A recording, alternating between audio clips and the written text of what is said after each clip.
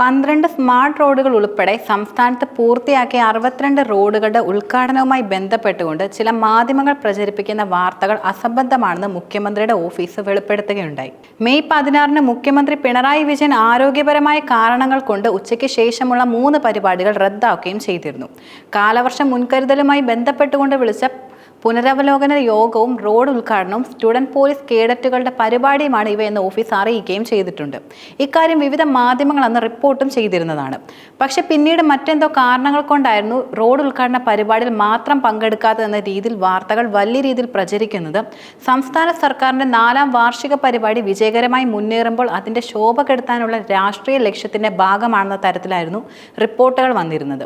മുഖ്യമന്ത്രിയുടെ ഓഫീസുമായോ അതോ മുഖ്യമന്ത്രിയുമായോ യാതൊരു തരത്തിലുള്ള അന്വേഷണം നടത്താതെയാണ് ഇത്തരം വ്യാജ വാർത്തകൾ പ്രചരിപ്പിക്കുന്നതെന്നും വാർത്താക്കുറിപ്പിൽ വ്യക്തമായി തന്നെ പറയുന്നുണ്ട്.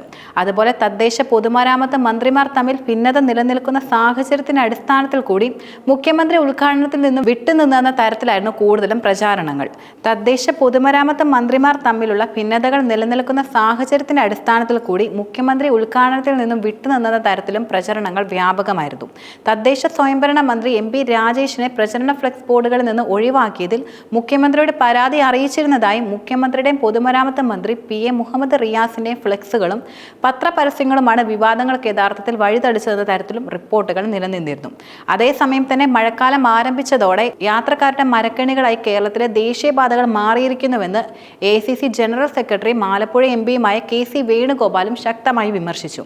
മഴ പെയ്തു തുടങ്ങിയ ഉടനെ തന്നെ മലപ്പുറം കുരിയാടിന് സമീപം നിർമ്മാണത്തിലിരിക്കുന്ന NH-66ന്റെ ഒരു ഭാഗം തകർന്നു വീഴുകയും ചെയ്തു. തലനാഴിരയ്ക്കായിരുന്നു വലിയ അപകടം യഥാർത്ഥത്തിൽ ഒഴിവായത്.